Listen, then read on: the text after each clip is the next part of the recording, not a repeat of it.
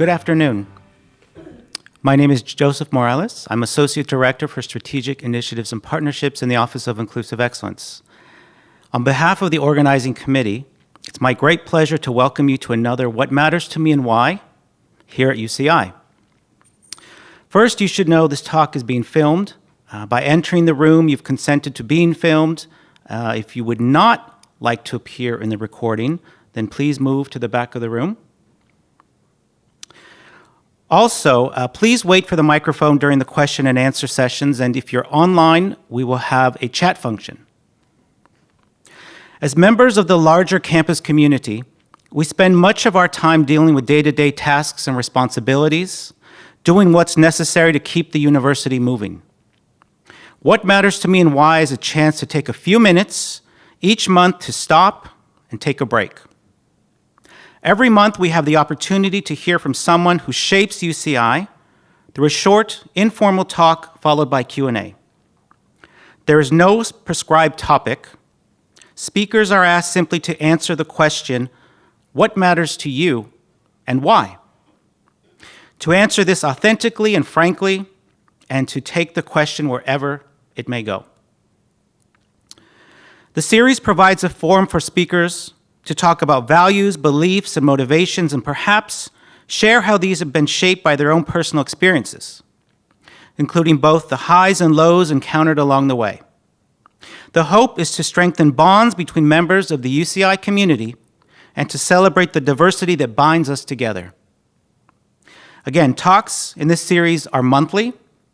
Please consider attending the next talk with Professor Héctor Tobar, which will be on April 20th. Today, Professor Jonathan Feng will introduce our speaker.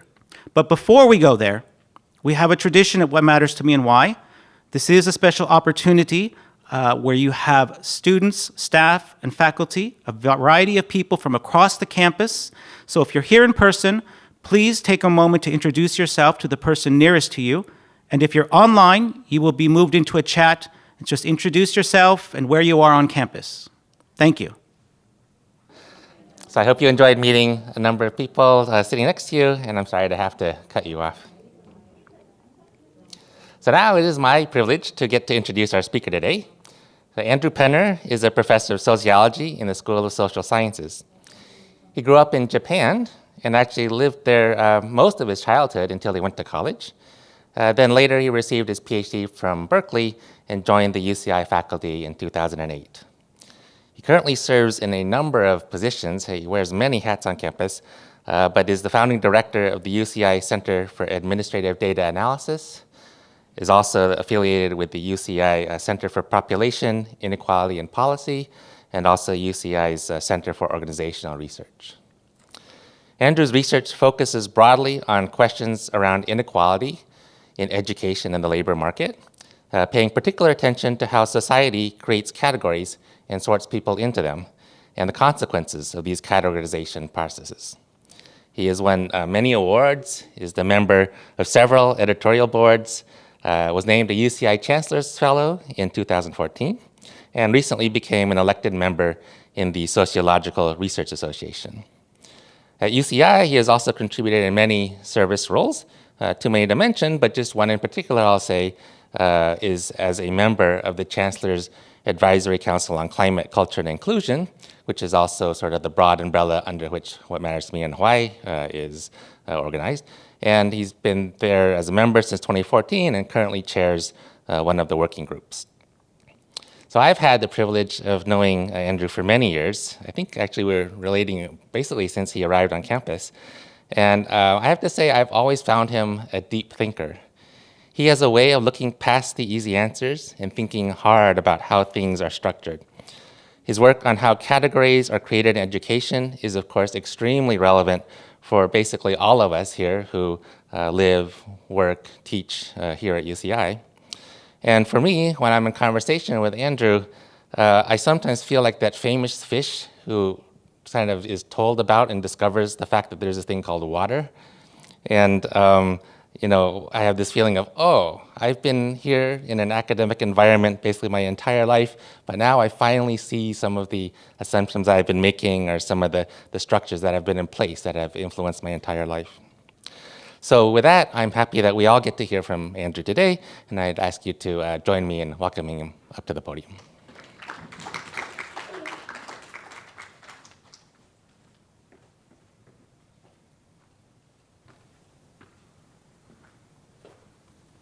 Thank you, Jonathan, for that really lovely introduction. Let's see, it's been a while since I've given a talk in person, so I'm not sure. Yeah, it's great to see you all here, but yeah, if I seem a little more incoherent than normal, my apologies. But I'm really delighted to be here. To talk a little bit about what matters to me and why. And I'm going to start by talking a little bit more about the why part, though I think as I do so, the what matters part should also quickly become evident.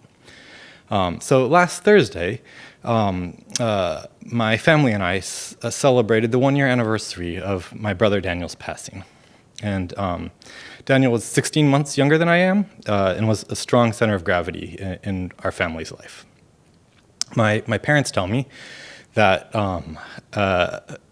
when Daniel's heart monitor would go off, my 19-month-old self would sometimes be the first one at Daniel's crib. And then, as now, in countless moments in between, I felt powerless to really sort of be there for Daniel, right? So I felt powerless as a 7-year-old when a flight attendant told my parents that in the event of an evacuation, whoever was carrying Daniel off the plane would be one of the last people evacuated, right? I felt powerless as a kindergartner watching the seizures rack Daniel. He had grand mal seizures. Most recently, I felt powerless as we had a surprising stage 4 cancer diagnosis that took Daniel from us about a year after the initial diagnosis. Most of that year was spent socially distanced to keep Daniel and those around Daniel safe from the pandemic. Now, these days, when I wake up in the middle of the night, it's in a sometimes futile, occasionally successful attempt to calm my 3-year-old's nightmares before my partner wakes up. And these days, when I find myself thinking about cancer, it's to remind myself to check in with my father to see how treatment is going. And while I think the precise circumstances of my pandemic experience are undoubtedly differ from yours, I know that many of us are in a season of profound alienation and loss. This is sort of, I think, a common thread across our pandemic experiences.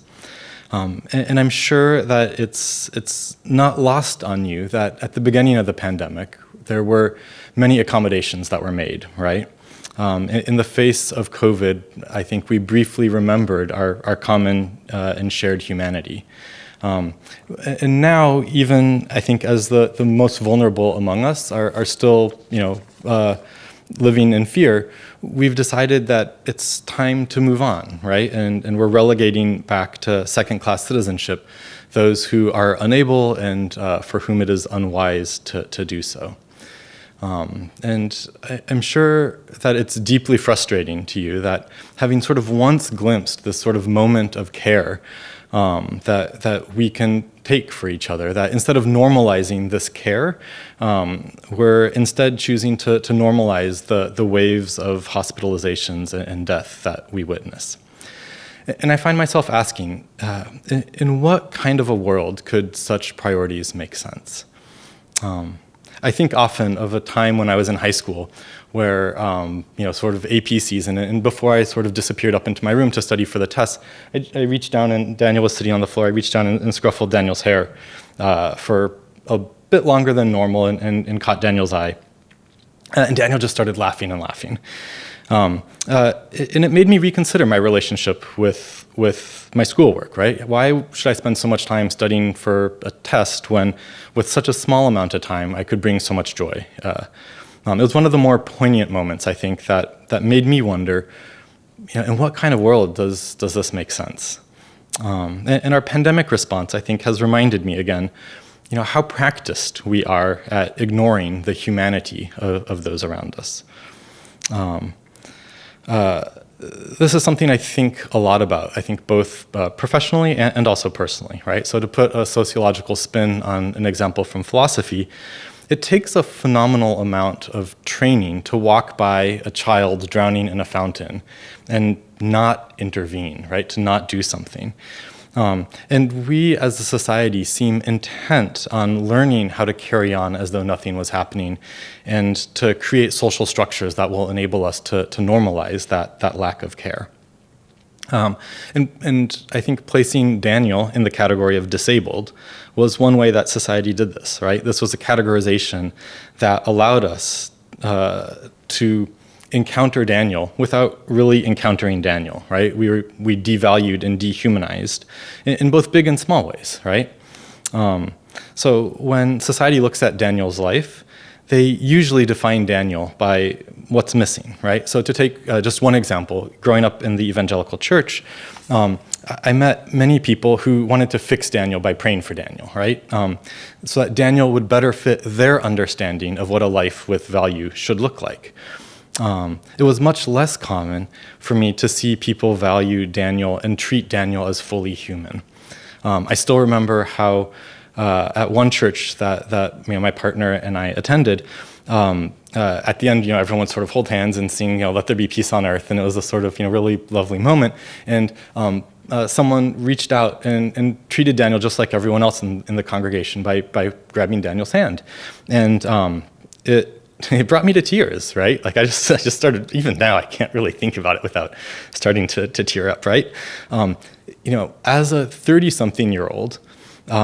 Just witnessing someone treat Daniel as fully human was so rare, right? That it was incredibly moving.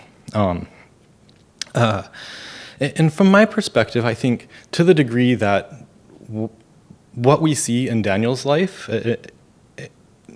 isn't coded by society as valuable, I think it's how society thinks about value that needs fixing, right? Not Daniel.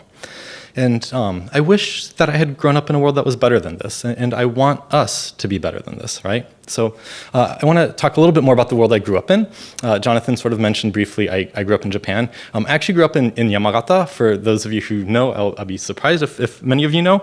But it's known for having a very strong accent and a local dialect that's mutually unintelligible with Japanese. So I actually would translate from the local dialect to Japanese as a kindergartner. I knew you always pointed your shoes back out the door after you took them off to enter somebody's house. You, waited to be offered something 3 times before you accepted it. You never ate the food if it was offered to you if it was still in its wrapper, because that could be offered to someone else. Which is to say, my friends told me I was a very good foreigner, right? I was very good at filling the role of the person who doesn't belong. I was the only blonde kid in a city of about 250,000 people until my sister was born, and then there were 2 of us. So it was normal, right, in my world, for kids like stop and point and be like, "Mom, look, there's a foreigner," and Mom would be like, "Don't point, it's not polite." And this was normal for me, right? I was used to not fitting in.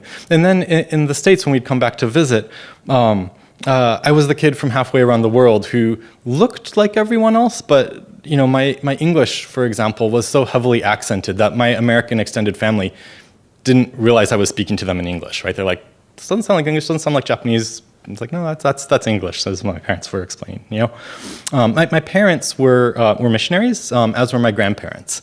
And so I grew up attending a deaf Japanese church that my grandfather helped start. And eventually, as a middle schooler, I moved down to Tokyo to go to the school for missionary kids there. My parents had actually attended that school years before, and I can only imagine what it was like for my parents to put me on the bullet train to go down to school, knowing the legacy of abuse that had happened while they were there, that the school is only now coming to terms with, right? And to be sure, it was a very different place when I went there. But I, in hindsight, understand my mom's role on the board, why it involved a sort of supervisory position over the dorms, right? At the time, however, I was, I think, largely oblivious to all of this. I grew up with many of the same biases that I think many of my American counterparts have, but perhaps some that were a little unusual, right? I considered Americans to be loud, intemperate, uncouth barbarians who all owned guns, which is to say that my stereotype of an American is maybe not so different than what we saw in the January 6th insurrection, right? The casual sexism that I grew up around was, in hindsight, staggering. The heterosexism was very much on people's minds, but also very pervasive. And the racism, I think, was so thick, it was almost palpable. The ableism, however, was something that I think was not even really recognized, right? While I heard a lot of discussion of grace and how, sort of all humans are valuable, it was also not uncommon in this sort of broader community for, when my brother, would sort of vocalize or make loud sounds, for my family to be asked, if we could maybe, leave. And so I sort of grew up in between these different worlds, acutely aware of all of the ways that I didn't fit in. I was an imposter, I think, in both the U.S., where I looked like I fit in but didn't share the culture with everyone else, and also in Japan, where I was somehow better at filling the role of the person who doesn't fit in. And I think by nature, I am someone who seeks deeply, wants deeply to belong in all of the ways that I felt like I never could as a child. And for a while, I would say sociology in the academy really felt like a place where I belonged, right? This was a place that understood me. But I think, like the evangelical world that I grew up in, the ableism in the academy is kind of hard to miss, right? Our academic life is sort of built around the idea that it's normal for us to be constantly evaluated by whether we're good enough and whether we're doing enough. And I think many of my misgivings around the academy are related to what I study, right? How it is that we categorize each other in society, and in particular, on the categories in education, right? So, as Jonathan mentioned, I think a lot about how we create categories. What rules do we use to assign people, to these different categories? And one thing that I think becomes quite quickly obvious, right, is categories necessarily divide us, right? Because categories are defined by their boundaries. And so these boundaries are separating us, right, in both big and small ways. And since we know that separate is not equal, I think this categorization, these boundaries should really give us pause. Especially in education, where these categories are used to create and signify value. So some people, for example, are sorted into the category of PhD. Others are sorted into the category of high school dropout, right? Some are sorted into the category of UCI graduate. Others, CSU or community college graduates. And since the meanings of these categories are determined by those who are excluded, right? The value of a UC degree, for example, is explicitly defined by its scarcity. Which is, to put it maybe differently, if everyone had degrees from the same elite university, the degree wouldn't really be worth anything. And so from a policy perspective, one of the things that we talk about is investing societal resources in these positional goods, right? Goods that are, or things that are defined by their position in a hierarchy relative to others. This is something that, doesn't ultimately benefit society, right? So concretely, for example, society benefits more when we invest in something like, healthy food for everyone, right? Than if we were to give everyone luxury goods where the value of the good is based on its scarcity and the fact that only a few people have it. Or in the context of education, one of those things that it's really uncomfortable to say as a UC professor is, I think we should be investing more in our community colleges and less in our UCs, right? Now, having said that, I do feel compelled to note I'm a huge believer in investing in research, right? And investing in research training. I think these are not positional goods, right? The value of research is not something that's governed by a logic of scarcity or elitism. But it's not clear to me that elite undergraduate education is a good public or societal investment. And this is a point that some colleagues, my partner included, and I make in a book that actually just went out for review. So if you're curious, I'm happy to talk more about it during Q&A, though I would say shoot me an email. We'll send you a copy of the manuscript. You can read it and tell us all the ways in which we're wrong. Yeah, I would love to maybe continue that conversation. But for now, I just want to focus our attention on the centrality of categories in our lives, right? We define ourselves in contemporary society by these categories, right? So if you, meet someone and you ask them to tell them, to tell you about them, you'll get a list of categories, right? Categories about, their occupation, their neighborhood, whether or not they have kids, perhaps their religion, among others, right? And occasionally, a friend who sort of pointed this out to me notes, you'll encounter someone who says, I am but a speck in the cosmos, right? And he says, those are the people at the party that no one wants to talk to, right? And I think, what my friend was pointing out is, if a category means everything, it doesn't really mean anything, right? Or put differently, creating an us requires creating a them. And the categories that education creates are particularly important because this is how society creates and signifies merit and value. And while our education system and society has categorized me as someone in a way that says, I am someone who has value, it didn't do the same for Daniel, right? And I'm deeply ashamed to live in a world that does not recognize Daniel as valuable.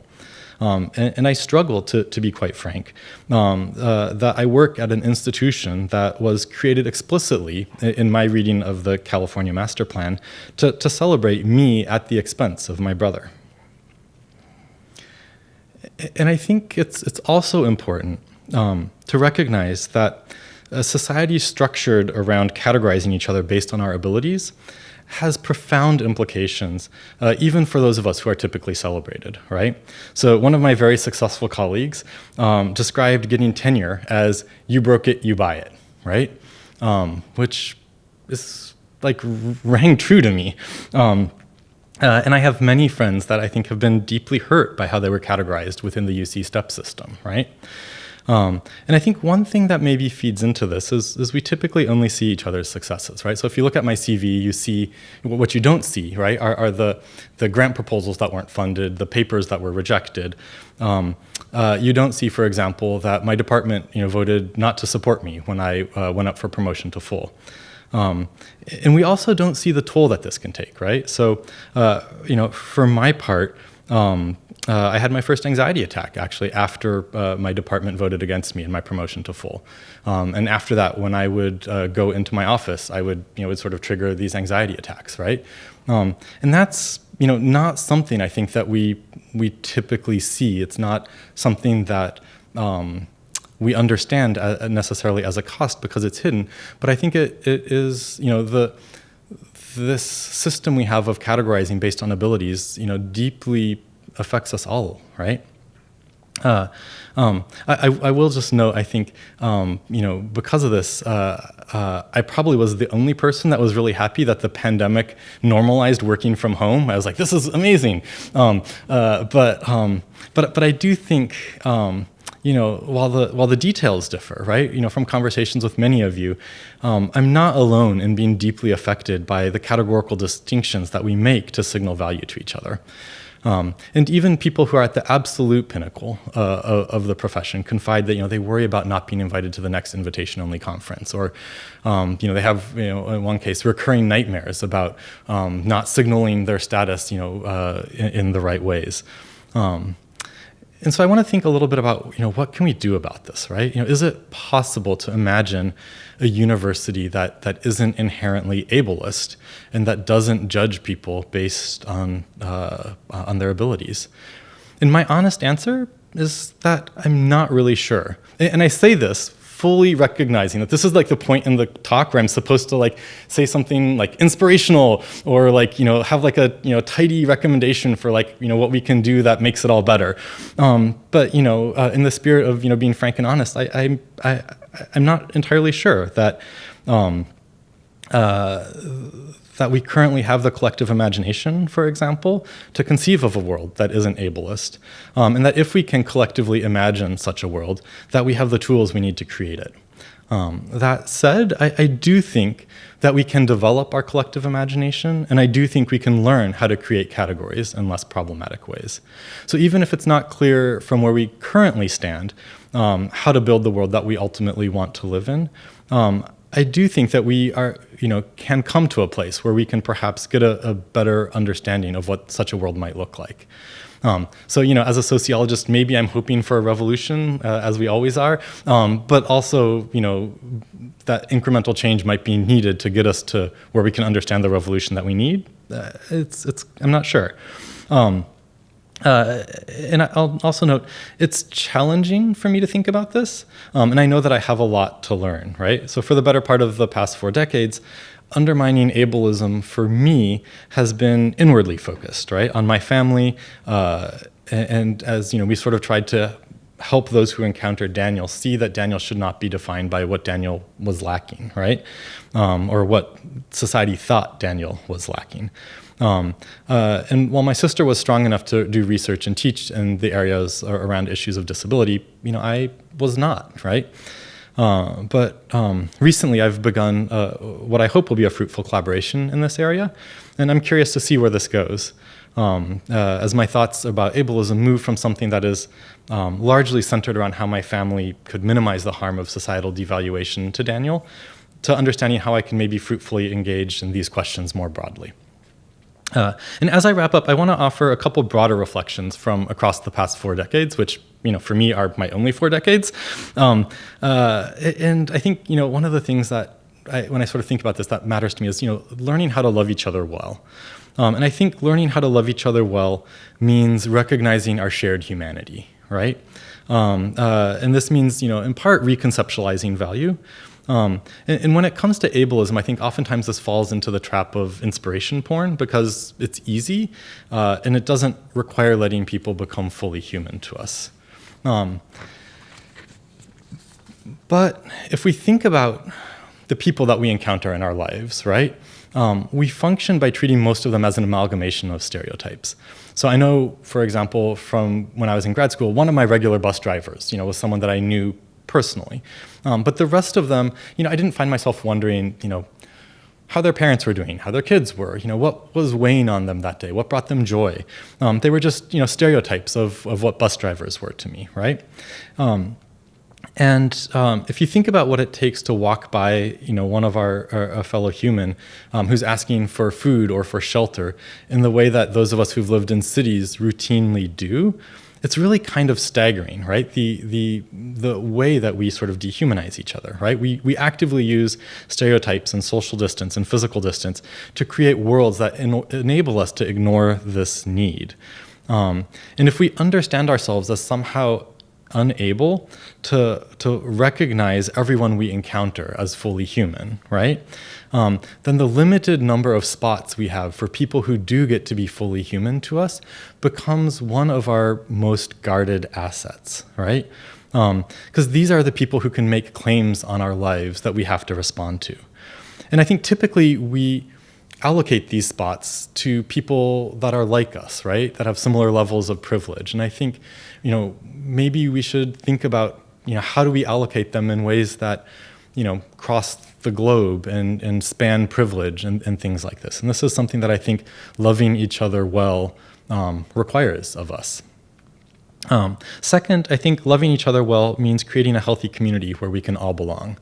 And in this regard, I think my current faith community actually gives me some measure of hope for the future.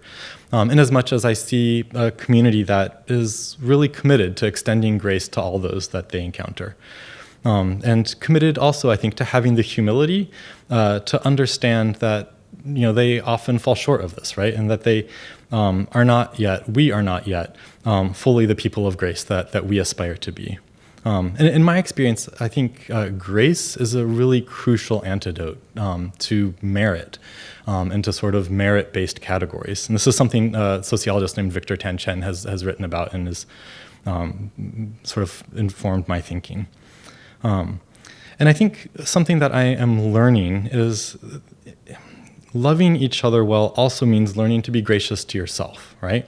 Extending to yourself the grace that you would extend to others. And I know that for many of us, that's the biggest challenge, right? Particularly given how deeply we have been shaped by the logic of merit and deservingness.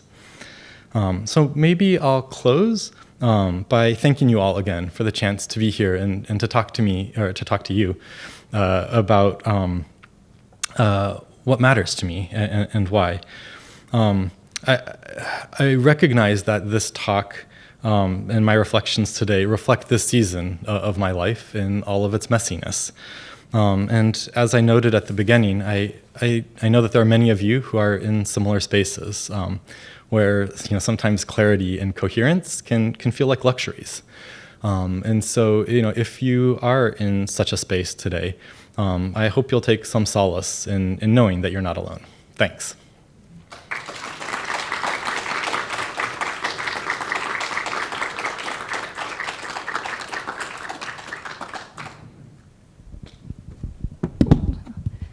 Hi. I guess my question is, you started the talk with the senses of powerlessness, alienation, and particularly knowing how much your work looks at various things, including ways of which society and economy has perpetuated, I'd say, those things. How do you get from that to being graceful with yourself and others, to being able to protect and allow healing, but also being able to start to challenge some of these systemic things such as ableism? Yeah, it's a great question. I wish I had a better answer.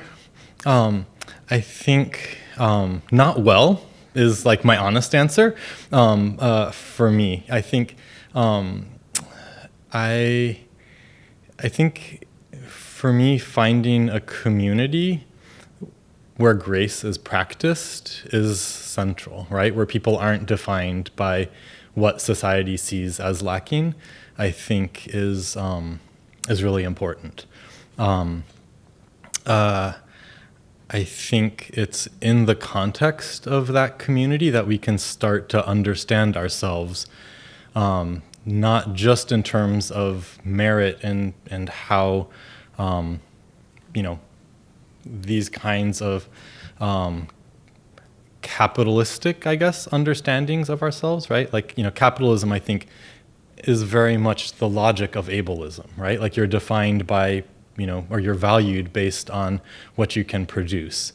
And there are other logics in our society that are very powerful, right? Like, I think about the logic of democracy, right? Which, like, we fall short of this, but like, at least as an idea, is the idea that we all have the same value, right? Each person gets one vote. And you see, where we fall short, my brother didn't have a vote, for example, right? And you think about, sort of how we disenfranchise felons and others. But I think when I sort of think about, how we can push back on it systemically, I think about, like some of these other kinds of broader logics that, we also, say are important to us, right? And I do think they are genuinely important to us. In terms of, how we sort of move to do that personally, I think finding communities where people sort of practice grace, I think is really important. I'll just note, in addition to my faith community, one place where this has happened, sort of maybe amusingly for me, is, with my brother's passing, I was really struggling, and I was trying to find, anything that would spark joy. And so I actually started playing Dungeons and Dragons again, right? And I found this like little corner of the internet where there's an actual play podcast, which is like a bunch of nerds like me, podcasting about, their Dungeons and Dragons games. There's a little corner of the internet called the Faithforge Academy, which is like my little podcast that I love. And they pride themselves on being aggressively nice, right? And so it's like, we're going to love you whether you feel like you deserve it or not, right? And I feel like, that community or a faith community, I think for many of us, fills a similar role. But, it can be, the people you play Ultimate with, or, the people you play Dungeons and Dragons with, or the people you go to church with. But I think, finding that community that says, that helps you, I think, push back against that broader narrative, I think is, to the degree that I've been at all successful, I think that's why. We've got a question from the chat. Is there a way to quantify grace giving? Is there a way to reward grace giving on a merit scale where people who give more grace are rewarded? I grew up in a world that I feel like tried to make grace a criterion on which we were evaluated. And I feel like I hesitate to go there, right? I think to do so kills grace, right? I think we need grace to be the antidote to merit, right? Which isn't to say that we can't celebrate grace, but I think to take grace and subsume it under the logic of merit, and it starts to look maybe like what happens when we take democracy and subsume it under capitalism, right? Which, like, hey, this is what you get when you invite a sociologist to talk. But I think, like, it's really, to my mind at least. So I think, like, yes, they can be put together, and we could say, like, you got 4 grace points, congratulations, like, you win a prize. But I feel like that defeats the purpose of what grace should do in our individual lives and also our corporate life.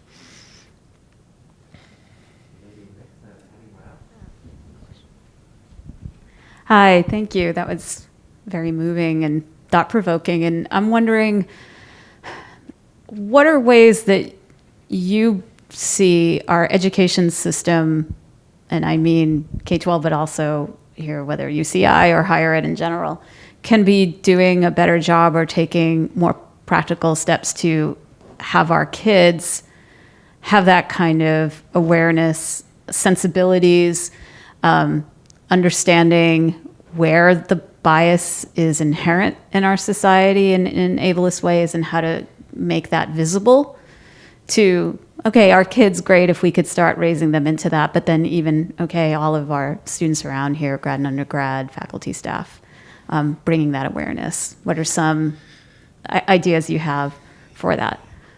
Yeah, so I should start by saying I'm not, like, these are my personal reflections, right? Like, this is not, I'm not the person who should ultimately be answering this question, but it is something I think a lot about. And I think a lot, for example, around, I don't remember when it was, but there was at one point around the time of maybe my brother's cancer diagnosis, I was walking past one of the new buildings constructed here at UCI, and the centrality of stairs just like hit me viscerally, right?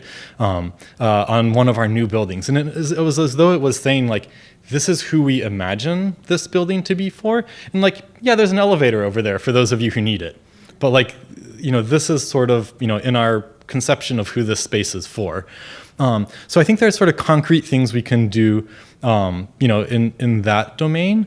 And to the it can get complicated, I think, very quickly because well, anyways, we can talk more about the specifics. But, like, I think there are some things like that I think are send very strong signals about who a space is for. Also, it was brought to my attention, that as of at least fairly recently, here at UCI, we actually didn't have any classes that sort of talked about ableism as the central focus, right? There was no sort of disability studies kind of a course, and that just seemed, again, like something that we could do better there, right? I think there's a number of universities that have started comprehensive transition programs. So UC Davis actually has one, UCLA has one. I think that's the idea is to bring individuals, students, right, who have intellectual disabilities onto campus and to provide a college experience, right? And what that looks like might be different, but I think, and like the sociologist in me, like I hate that what it would mean to bring them in has to look different than what it looks like for everyone else. But I also recognize the incrementalist in me recognizes that that is probably a necessary first step to get to the world that we ultimately want to live in. And so I think there are sort of, it's the like already not yet. Like I want to like already be, at the final goal, but recognizing how to get to there, I think is difficult. Thank you. We have one more question from the chat. What are some ways in which the pandemic has further exacerbated how we ignore the humanity of those around us? Yeah, that's a great question. I think at the outset, there was this brief moment, right, where I do think we sort of remembered our shared humanity, right? There was this like, we're all in this together. And I don't do a lot with issues around housing insecurity, but like, my friends who do, we're talking about, we have this sort of excess capacity in terms of like hotel space. And now like, we're putting people that were housing insecure, into this space.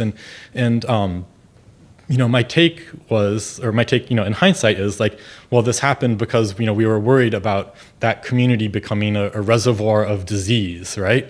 And, getting the rest of us sick. And now that we are no longer concerned about that, it's like, oh, well, we can, move them out of the hotels and back into, back onto the streets.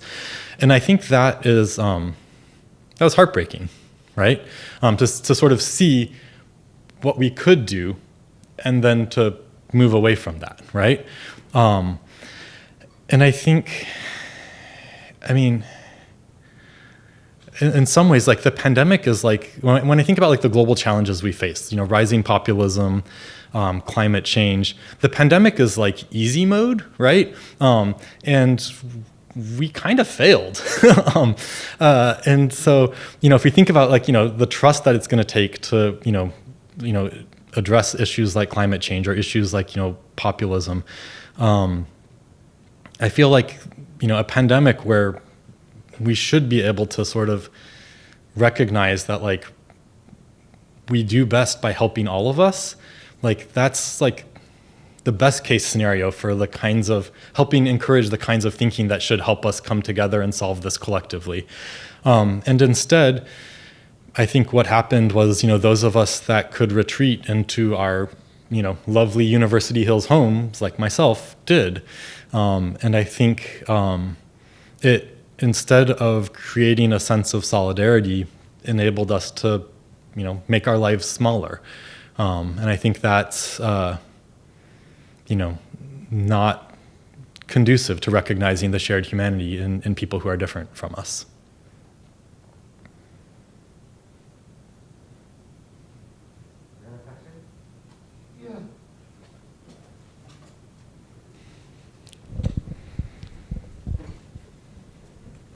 Can I hold it for you? Yes, please.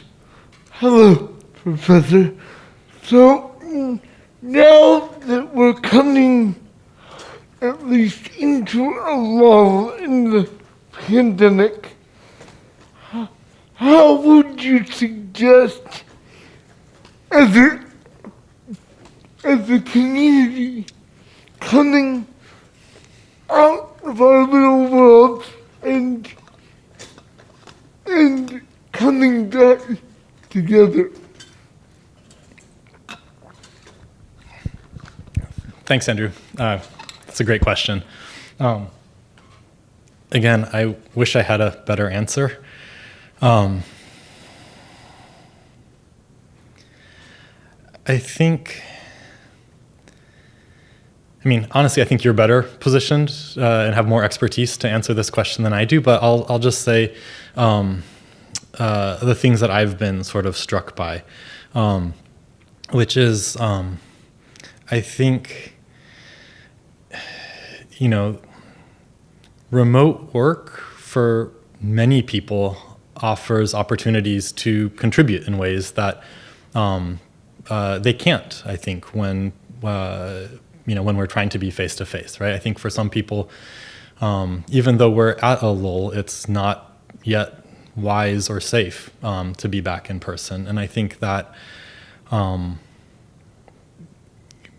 recognizing that we need to make allowances, or not make allowances, right? Like, we need to create a society where that facilitates, contributions there, I think is important.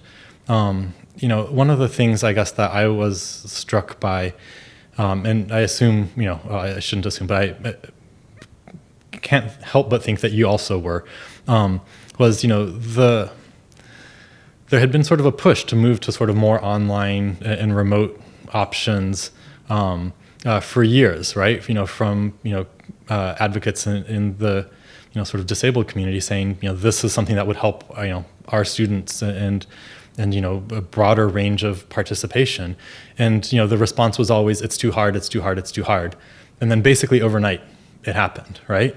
And so I do think I think maybe like one very concrete thing is just to like if we think about power and where decisions are being made and who decisions are being made in mind with, is to make sure that in the same way that we allocate the spaces of people who are fully human to us broadly, making sure the people sitting around the table having the conversations about what the future is going to look like for our corporate life, making sure that those spaces are also somehow allocated in a way that they aren't all reflecting the same sensibilities. That's a not very good answer to a very good question. Or at least I'll say it's not very satisfying to me.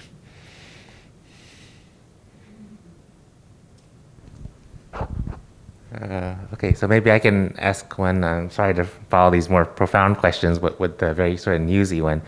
But as you were talking, I was just thinking of this very, in the news issue regarding basically taking very prestigious, institutions and opening them up to sort of enrollment by lottery, right? So this happened in San Francisco and New York City, I believe.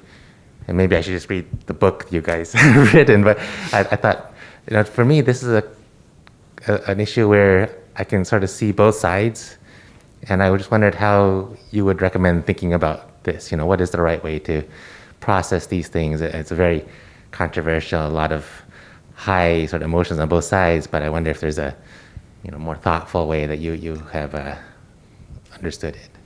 Yeah, so it's not just San Francisco. You see it, Boston. There's sort of similar conversations in New York, and I think, I'll send you a copy of the book, but I'll also say a little bit because I'm here. So I think basically, one thing that's really important is not to understand the current system as neutral, right? The current system reflects a set of compromises that are basically power sharing agreements between people who had power when the system was put in place, right? And so the idea that this is the way we've always done it and therefore that's somehow a good thing, it's like, well, maybe not, right? Like maybe that's not a good thing. And so I guess I would argue that I would expect, right, people who have benefited from the arrangements that allow them to have power and to perpetuate power to push back, right? To say no, I power sharing is hard, right?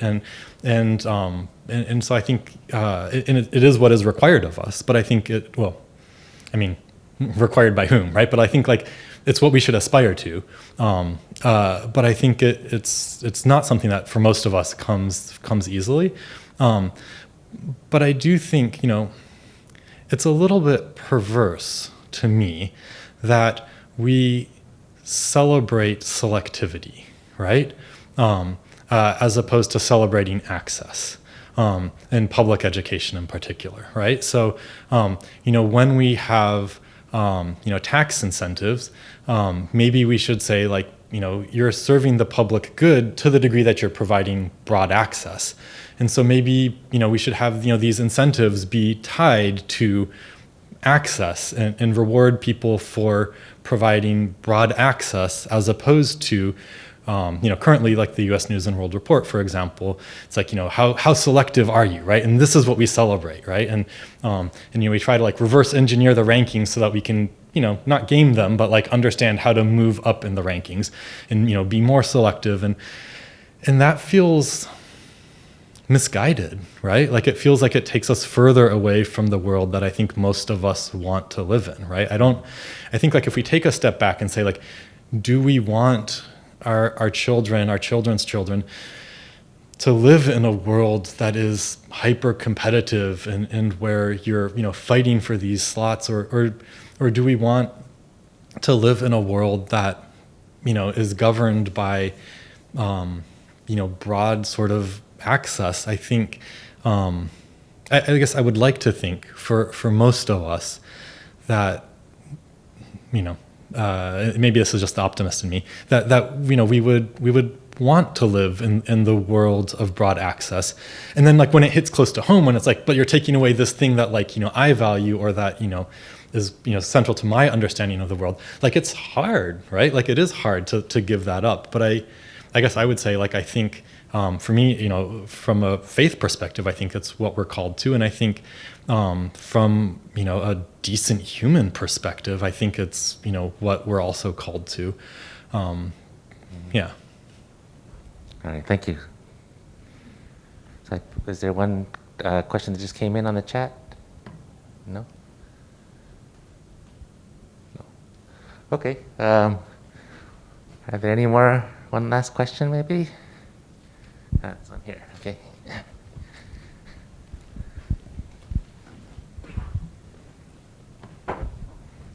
Well, Professor, I just first want to congratulate you for such a great talk. I think that you have inspired me way more than, many other talks I've been to. And I just have probably two questions.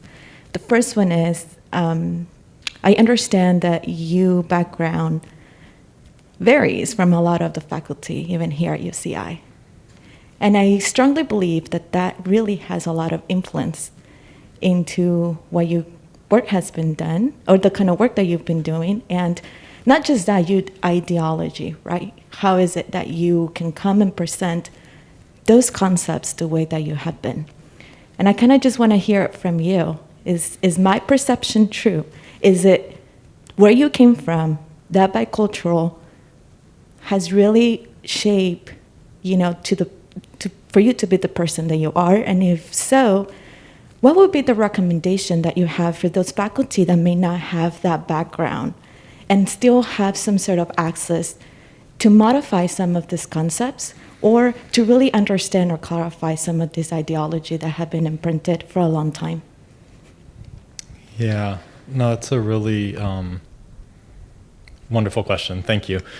No, I think there's some line on the internet, which means it must be true, about someone who's like, I can't believe that someone that didn't share exactly the experiences that I shared and grew up, with exactly these experiences views the world differently than I do, right? So I think we are, maybe it's actually an Onion article or something like this, but yeah. But I think like there's this like sense that like, for what for us is natural, right? What, to go back to Jonathan's introduction, what is water for us that we don't even notice? For other people, it's like, whoa, that's a really weird substance. Like, what is that doing there, right? And so I think, yeah, like what we are able to see is, and what seems normal to us is profoundly shaped by, our experiences growing up, our experiences, as adults. I think, my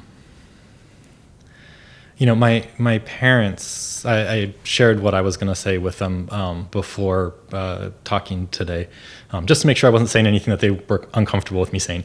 But one of the things that, my father reflected was he says, you and your sister are really fortunate that we had Daniel, because we would have been horrible parents otherwise.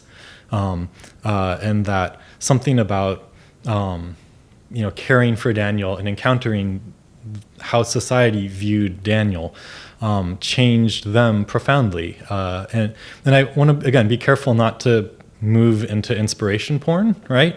But I think it's also true that, the people that we allow to be fully human to ourselves do shape us in profound ways. And I think many of us aren't willing to provide those spots to people who are different than us. And I think, that is, on sort of any number of dimensions, what I try and fail to do. And I think what I would also love for those around me to do, right? Like, I think if the people around me were all like really amazing at allocating those, spots of who gets to be fully human in their lives and make claims on their lives broadly throughout the world, I would be much better at doing it, right? And so I want to be better at doing it, so I want you all to be better at doing it so I can learn from you how to be better at doing it myself, if that makes sense, maybe. It does. And just one last question, aside from this talk, is there anything that you're doing that we can, probably be part of? Like, is there a group? Is there a workshop? Is there anything that you're doing at the community, here at UCI level that we can, potentially be part of, or if we are interested? And if not, would you be interested in starting something? Yeah, let's.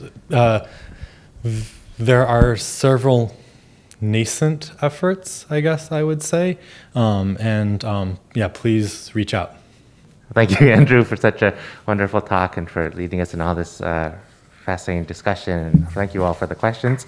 And let's thank Andrew once again.